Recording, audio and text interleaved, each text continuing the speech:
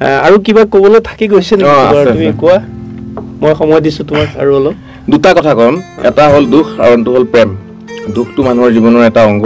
দুখৰ বাবে আমি এৰি আহোঁ নিজৰ ঘৰ বাৰী ঠাই ঠিকনা আৰু সেই মুহূৰ্ততে চিতা মাটিত আমি আবদ্ধ হৈ যাওঁ জুইৰ ভস্মৰ ছায়ে আকাশখন কলীয়া কৰে যাৰ ফলত আমি নোহোৱা হৈ যাওঁ ঠিক সেইদৰে বিচ্ছেদৰ আৰু প্ৰেমৰ এটা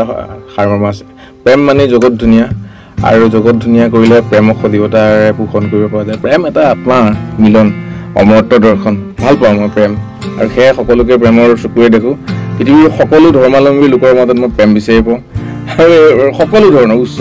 নিম্ন বুলি কোনো কথা নাই মই মন্দিৰত গৈ সেই পূজাৰীসকলৰ লগত ভাত খাই ভাল পাওঁ এখন পাহাৰৰ সেই দৰিদ্ৰ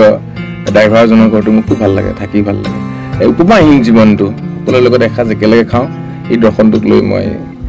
চৰ্চা কৰিছোঁ মানুহৰ লগত মিলি যাব লাগিব নহয় জানো মানুহেই মূল কথা নহয় জানো মানুহৰ প্ৰগতি হওক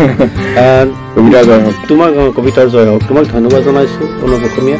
তুমি ইমানখিনি সময় দিলা মোৰ আহ্বান তুমি ৰক্ষা কৰিলা আহিলা মই আচলতে কথা ক'বলৈ মোৰ ভয় নহয় এনেকৈ মুক্ত প্ৰেক্ষাপটত মই আজি প্ৰথম মোৰ জীৱনৰ প্ৰথম স্মৰণীয় অভিজ্ঞতা সুবিধা দিয়াৰ কাৰণে মই আপোনাক কৃতজ্ঞতা জনাইছোঁ ছ'চিয়েল ভিজনৰ জয় হওক